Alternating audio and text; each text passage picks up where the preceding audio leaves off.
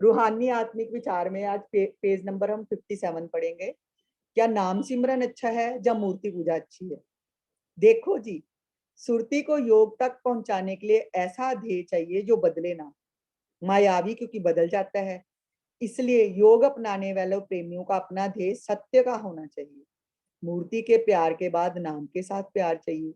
नाम क्योंकि ऐसी शक्ति है जो कभी खंडन नहीं होती, इस वास्ते नाम शक्ति का ध्येय योग अपनाने वाले प्रेमियों के लिए अच्छा है।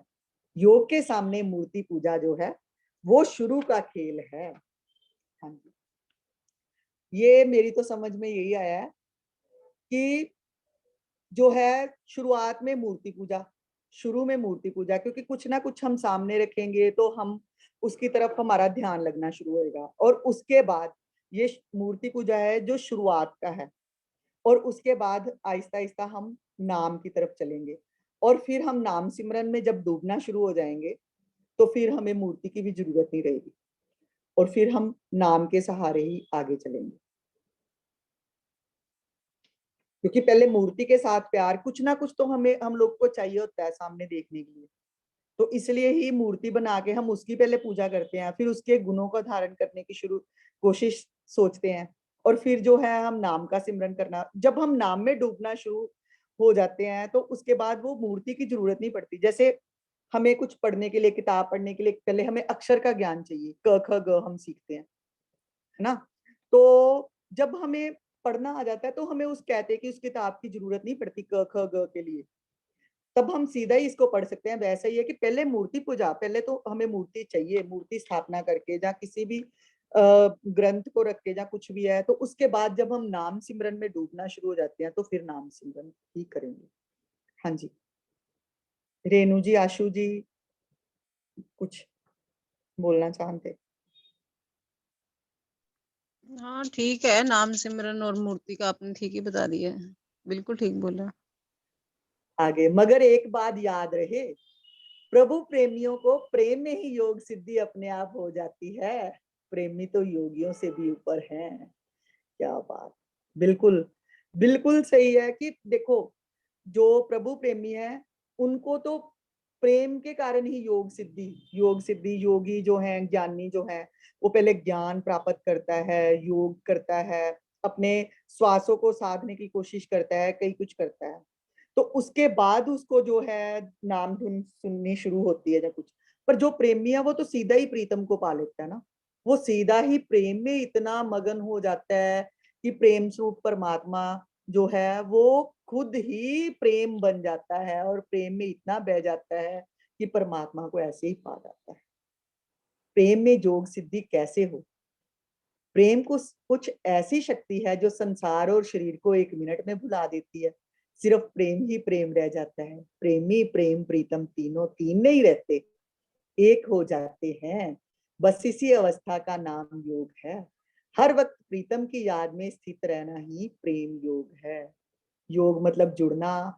प्रेम, जब प्रेम ही प्रेम रह जाता है तो कुछ रह ही नहीं जाता, क्योंकि प्रेमी जो है कोई भी है, प्रेम में तो उसको कोई और सुध रह ही नहीं जाती। प्रेमी को हर वक्त अपने प्रेमी का चिंतन ही बना रहता है, चाहे गुरु है चाहे भक्त है। ये नहीं हम भगवान का चिंतन कर रहे हैं तो भगवान भी भक्तों का चिंतन कर रहे होते हैं।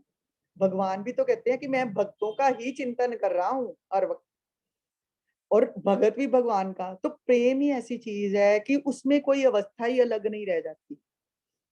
गुरु, प्रेमी, भगवान जो है तीनों ही तीन नहीं रह जाते, एक रूप ही हो जाते हैं। तो इसीलिए जो है प्रेम को ही, प्रेमा भक्ति को सबसे उत्तम भक्ति वैसे माना गया है, क्योंकि दूसरी भक्तियों में हमें समय लगता है कुछ भी करने के लिए। योग योग साधेंगे, हम अपने श्वासों को साधेंगे, ज्ञान प्राप्त करेंगे, तो उसके बाद में कहीं हम नाम सिमरन करेंगे तो ध्वनि ध्वनि चलेगी हमारे अंदर, या कुछ भी हमें प्रेम की प्राप्ति, प्रभु प्रभु के साथ हमारा योग होगा, संयोग होगा। तो प्रेम में तो ऑटोमेटिक ही, जब हम कई बार एग्जाम्पल भी सुनते हैं कि एक जो है वो प्रेमिका ना, उसका प्रेमी का नाम सुनकर वो भागी चली जा रही है अपने प्रेमी के पीछे, और रास्ते में ना एक जो कोई नमाज पढ़ रहा था मुल्ला, तो वो उसके उसके ऊपर पांव रख के आगे चली जाती है। तो आगे मिलके तो वापस आती है, तो मुल्ला उसको ना पकड़ता है, कहता तेरे को पता नहीं चला, मैं तो जहाँ पे नमाज पढ़ रहा था, तो तू मेरे ऊपर से पाँव रख के चली गई। कहती अच्छा, कहती मैं तो अपने प्रेम में ही इतना मगन थी, इतनी मस्त थी कि मुझे नहीं पता कि नीचे कुछ आया है या किसी को ऊपर मेरा पाँव पड़ा है या कुछ। और देखो, ये है असली प्रेम, और ये रूहानी प्रेम है, इससे ही प्रभु को पाया जा सकता है। और तू अगर खुदा की इबादत में तो था, तो तुझे कैसे पता चला कि मैं यहाँ पे तेरे ऊपर पाँव मैं ही रख के गई हूँ।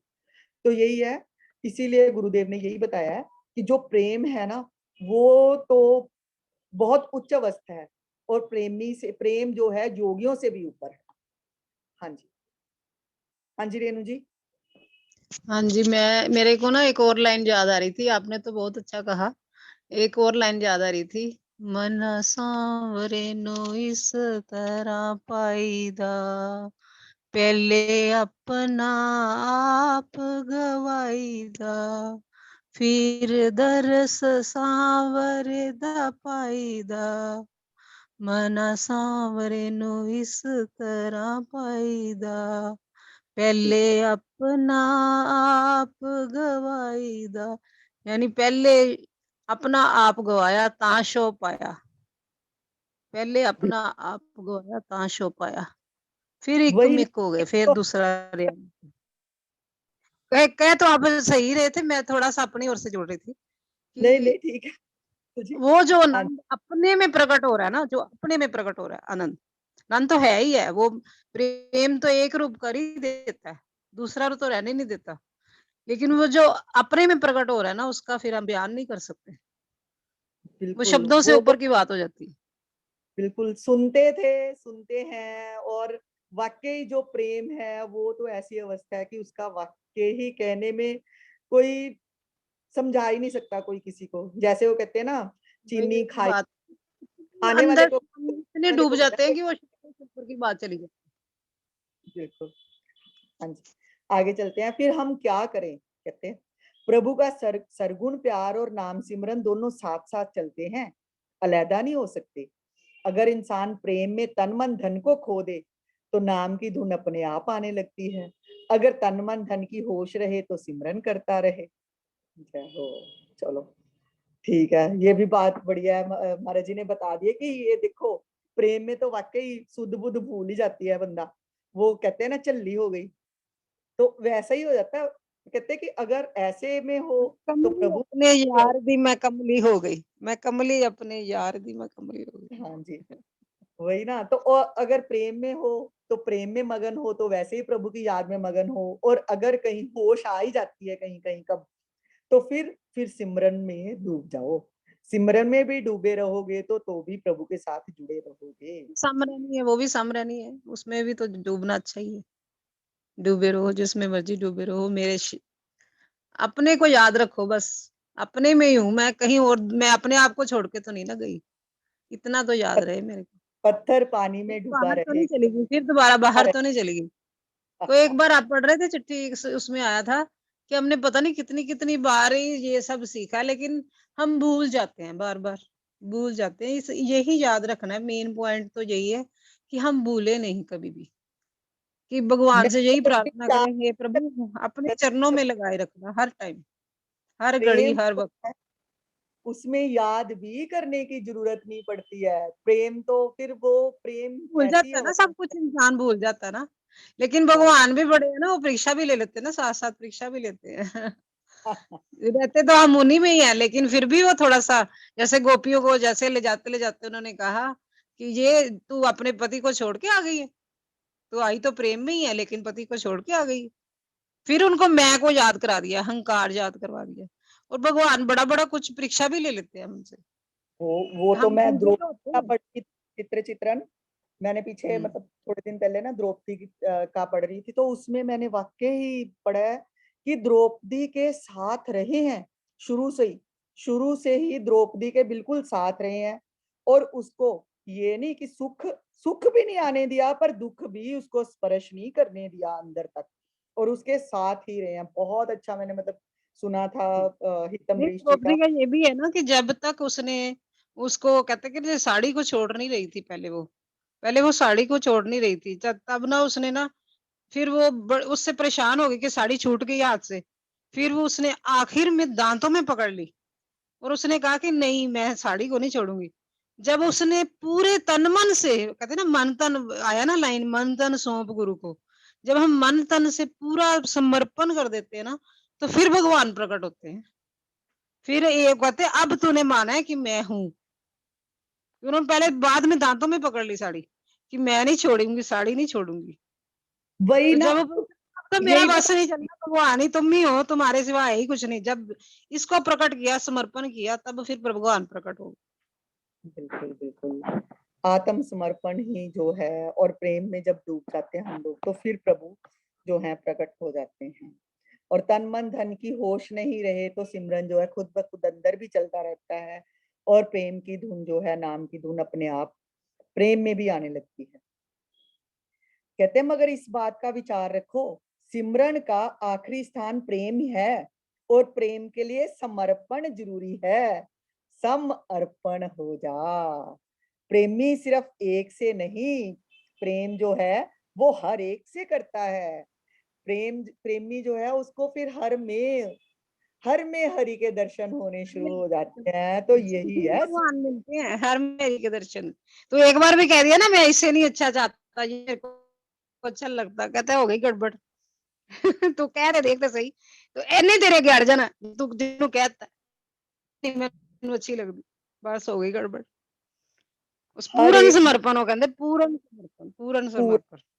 वही ना, द्रौपदी की भी जैसे हम बात कर रहे थे, तो समर्पित थी द्रौपदी जो है, वो भगवान की सखी थी। वो भी सखी थी, और इतना उसको था कि पहले तो उसको था कि शादी, उसके पिता को था कि मैंने कृष्ण से इसकी शादी करनी है।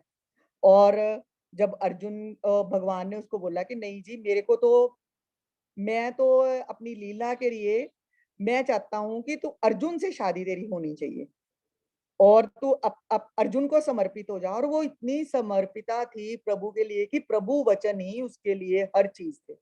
और जब भगवान ने उसको बोला कि नहीं, अर्जुन से तेरी शादी होगी, तो वो इतनी समर्पित हो गई कि उसने तब से ही कि हाँ भाई, मेरे को कृष्ण ने बोला है तो मैं अर्जुन की समर्पिता हूँ। और जब आगे भी उसके मतलब जीवन में मैं तेरा हर समय साथ दूंगा, तू मेरी सखी है, और रहे हैं। और देखो वही बात आपकी कि समर्पित रहने के बावजूद भी हम लोग कहीं ना कहीं पे ना, कहीं ना कहीं अटके होते हैं। वो उसका अटकाव भी जब साड़ी का प्रकरण आया है तो उसका दूर हो गया। तूने छोटी अगर बात, मेरे को कभी सौंप कभी दिया है छोटी बात तो नहीं फिर मैं करती आता हूँ, फिर आता हूँ। रहती। और उसके बाद कहीं नहीं सुना कि द्रौपदी ने कहीं पे भी कोई क्वेश्चन किया हो उसके पहले, तो उसका कभी, तब उसको लगा कि मैंने अगर उसको ही सौंप दिया तो वो जाने। और जब वही जाने उसको समर्पण कर दिया तो वो भागा आया साड़ी रूप में। क्या बात है, साड़ी का रूप।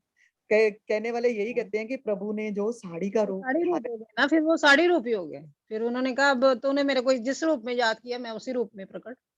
क्योंकि भगवान तो उसी रूप में प्रकट हो सकते हैं ना। ये तो है नहीं कि हम चीजों में नहीं है तो उसमें नहीं है। ब्रह्म तो हर जगह ही है ना, ब्रह्म तो ब्रह्म ही है।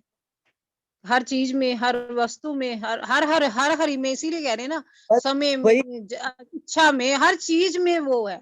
उसके अलावा है ही कुछ नहीं। जब हम इसको प्रकट करते जाते हैं ना, बार बार प्रकट करना पड़ता है कि इसी में भी भगवान है, इसी में भी भगवान है, इसी में भी भगवान है, हर चीज में प्रकट ही करते जाना। फिर समर्पण बढ़ता चला जाता है ना हमारा। हर एक भी एक ही है, वही एक जो कुछ भी सरगुण ही है। क्योंकि हर चीज में जो भगवान है, सब कुछ उनका ही है, मेरा मुझ में कुछ नहीं। तू ही तू, तू ही तू, तू ही तू।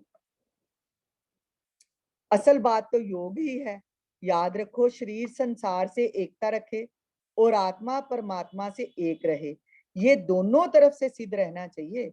दोनों सिरों का आप स्वामी, खेले बिगसे अंतर्यामी।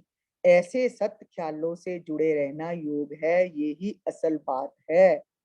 और इंसान पूर्णता भी तभी प्राप्त कर सकता है जबकि संसार के साथ शरीर और आत्मा के साथ परमात्मा एक हो जावे।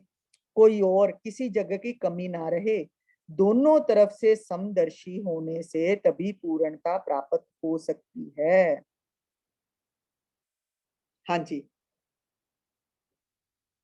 बस ये समझ में आ जाती है कि मेरा मुझ में है ही कुछ नहीं, तू ही तू ही तू। तो बस समर्पण किसी भी ढंग से कर सकते हैं। अगर हम ये सोचें योग करेंगे, सिमरन करेंगे, तो कहीं ना कहीं अटकाव आ ही जाता है, कहीं ना कहीं हम अटकते हैं। जब कहीं भी अटकते हैं तो पूर्ण समर्पण हमारा नहीं रहता। पूर्ण समर्पण के लिए मैंने तो एक चीज सोची थी, मतलब मैं अपनी एग्जांपल ही दे सकती हूँ, किसी का तो मुझे नहीं, कि भी देखो जो हमारा प्रारब्ध लिखा है होना तो वही है, तो उसके लिए हम छटपटाते हैं कि नहीं हम इसको चेंज करें, जहाँ प्रार्थना करते हैं प्रभु से या कुछ भी है, अगर उसकी बजाय हम जैसे वो लेके जा रहा है उसको कि ठीक है भाई तूने ऐसे ही चलाना है, तो इसमें तो हम कुछ चेंज नहीं कर सकते, हम अपना अगला सुधार सकते हैं। तो इसलिए जैसे तू चलाई जा रहा है, मेरे तेरे हाथ डोर मेरी सांवरे, नचाई जा नचाई जा नचाई जा, जैसे तू नचाएगा वैसे ही नचते रहेंगे हम लोग। और जैसे जैसे ही तेरी इच्छा जिस विध राखे साइया ताही विधि रही। सीताराम सीताराम सीताराम कहिए, राम यही कि दोनों सिरों का राम आप सीता। बिकसे अंतर्यामी, ऐसे सत ख्यालों से जुड़े रहना ही योग है, ये ही असल बात है। और प्रारब्ध दो में तो हर एक के वही आना है, बैक बैक लिखा हुआ है, ठीक है। जो प्रारब्ध में मैं जो शाम का सत्संग इनका सुनती थी ना, आशु जी का, तो उन्होंने कहा था कि राणा सर ने कि इसमें ना हमने फिर अपनी जो अवस्था पहले तो गड़बड़ की थी, तभी तो प्रारब्ध बनी हुई है, तो इसका सुधार करना, हम चेंज लाना है हम अपने में, जो आपकी ना हमारे आशु जी भगवान को भाता है करना, जो हमारे शौक भाई। आवाज नहीं आ रही? बीच बीच में कट रही है। वही मैंने तो ऐसा एग्जांपल समझा था कि तो जैसे हम हमारे शौक की बात है ना, कोई वो कर्म जब हम करते हैं ना, तो फिर हम भवसागर में नहीं अटकते, फिर भवसागर नहीं बनता। फिर वे फिर क्या बोलते हैं हम, मेरे प्यारे मुझे अभाव से जानते हैं, कि मैंने कोशिश करना है कि मेरे अंदर मन तन में कोई भी भाव ना उठे, और इतना प्रेम, बस वही समर्पण तभी होगा जब मेरे अंदर कोई भाव नहीं उठेगा, मेरे अंदर इतनी शांति होगी, इतनी शांति होगी जो परमात्मा के बीच में ही समर्पित होती चली जाए, अपने आप होगी, फिर हम नहीं करेंगे, हम कर ही नहीं सकते, समर्पण भी नहीं कर सकते, हमें वो भी नहीं भाव आता। रहित होने के लिए तो वो सबसे हम मेरे कह को तो सबसे आसान यही लगता है प्रेम, क्योंकि वो हमने हमारा बस भाव जो है ना इतना शुद्ध, एक मिनट सुमन जी, भाव जो हमारा ना इतना शुद्ध होना चाहिए कि वो खुद ब खुद उसी में लीन, जैसे कहते हैं ना, लीन हो जाता है, ब्रह्म लीन हो जाते हैं। जो कई लोग होते हैं, जो संत लोग बड़े पहुंचे हुए होते हैं, वो उनकी उनकी तरह हमें अपने आप को बार बार बस अभाव से मेरे प्यारे बुझे जानते, इतना अभाव कर देना कि कोई भाव है ही नहीं, बस सामने सिर्फ हरि ही है, हरि के सिवा कुछ है ही नहीं। ये तो ज्ञान की आ गई ना प्रकाष्ठा, कि अभाव रहित, अभाव मतलब भाव रहित तो हम रह ही नहीं सकते भव सागर में, हम यहाँ पे संसार में रहते हुए भाव रहित तो रह ही नहीं सकते। वो आसान आसान ढंग मेरे को ये लगता है कि जैसे हमारे लिए ये रोल लिखा हुआ है, मेरे लिए ये रोल लिखा है कि हाँ भाई तूने यहाँ पे रहना है, तू इसकी बेटी है, तू इसकी पुत्री है, तू इसकी पत्नी है, तू इसकी माँ है, तू इसकी, ये रोल मैं अपने लिए, मैं मतलब जिस एग्जाम्पल से चल रही हूँ, अपनी लाइफ जो मेरी चेंज हुई है जैसे भी कह सकते हैं, तो मेरे को तो यही चीज अच्छी लगी थी, आसान, क्योंकि ये इतना ज्ञान हम लोगों की बुद्धि में नहीं घुसता, ना ही हम अभाव रहित संसार में रहते हुए भाव से तो रह नहीं सकते। तो ये मैंने तो यही सोचा कि हाँ भाई ये मेरे को नाटक, प्रभु ने इस नाटक के लिए ऐसे भेजा हुआ है नाटककार ने, और ठीक है जैसे जैसे उसने लिखा है वैसे ही रोल मेरे को करना है, तो अपना रोल अच्छे से निभा के निकलना है। और अगर मैं रोल में कहीं अपनी अपनी बुद्धि लड़ाऊंगी, अपना खुद का कुछ डालूंगी कि नहीं भाई तूने ऐसे मेरे को लिख के भेजा हुआ है, मैंने ऐसा नहीं करना है, मैंने तो इसको चेंज करके मैंने इसकी जगह पे ऐसा करना है, तो फिर मैं अपनी बुद्धि, फिर दो हो गए ना। तो अगर मैं नाटककार के हिसाब से ही चलती जा रही हूँ तो वो भी खुश, मैं भी खुश, और जो है मेरा हम ये नहीं कह रहे, गीता के हिसाब से हर कोई समझा रहे हैं ना, वो गीता के हिसाब से हर कोई समझा रहा है, और गीता हाँ की बात कर रहे हैं हम, अपनी बात नहीं कर रहे। गीता में मतलब भगवान की ओर जाने की रास्ता, गीता का मतलब गीता जी यही बोल रहे हैं कि मेरी ओर आने का रास्ता, हम इसमें अपना कुछ नहीं चला रहे, अपना चलाएँगे तो नहीं, फिर हम ट्रैक ही अपना बदल देंगे, हमारा जिस ट्रैक चीज बदल से जाएगा। हम अपना जीवन बदल सके, हमें तो वही अच्छा है ना। कुछ भी हाँ, जो भी बस हम जिस चीज हमने से हम, बस शॉर्ट में बता दिया बस इतना क्या करना है, छोड़ो। क्या बात है। ठीक है जी, तो मेरे को तो यही है कि ठीक है, जैसा रोल लिखा है वैसे ही चलते जाएंगे। जैसे तू चलाना है वैसे तू चलाई जा, और वैसे वो चलाता जाएगा तो कोई भाव भाव की बात ही नहीं आएगी। उसके लिए कुछ खुद को चेंज ही नहीं, बस प्रेम में डूबे हैं तेरे, तू जैसे लेके जाएगा चलते हैं। हाँ जी, आशु जी।